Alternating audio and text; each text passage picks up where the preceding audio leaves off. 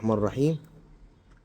بص كده، هنطلع الشريحة من جوه بكل سهولة إن شاء الله، ومن غير الراوتر ما يتفتح ولا يتفك. تابع معايا. ده راوتر من شركة اتصالات. المشكلة اللي فيه إنه الشريحة دخلت هنا بالخطأ وسكنت جوه بيت الشريحة، مش راضية تطلع. صاحب الراوتر راح للفرع قال له عايز أي فني يطلع الشريحة، ولكن على شرط إنه الراوتر ما يتفكش علشان الضمان بتاعه، لأنه لو اتفك كده خلاص قصته منتهية. هنطلع الشريحة من جوه بكل سهولة إن شاء الله، ومن غير الراوتر ما يتفتح ولا يتفك. تابع معايا. ادي الراوتر اهو، والشريحة جوه بيت الشريحة جوه خالص.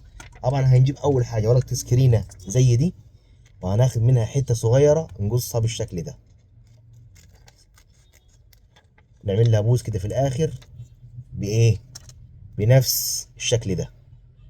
وهنحط هنا سنة لحام امير على القطعة اللي احنا قصيناها من ورقة السكرينة بالشكل ده. ده الراوتر زي ما انتم شايفين، والشريحه لو ركزنا هتلاقيها من جوه اهي باينه. ننزل ورقه السكرينه هنا بعيدا عن الاسنان بتاعه بيت الشريحه، وننتظر ثواني، وبعد كده نبدا بالراحه نسحب. بسم الله الرحمن الرحيم. بص كده زي ما انت شايف. ايه رايك؟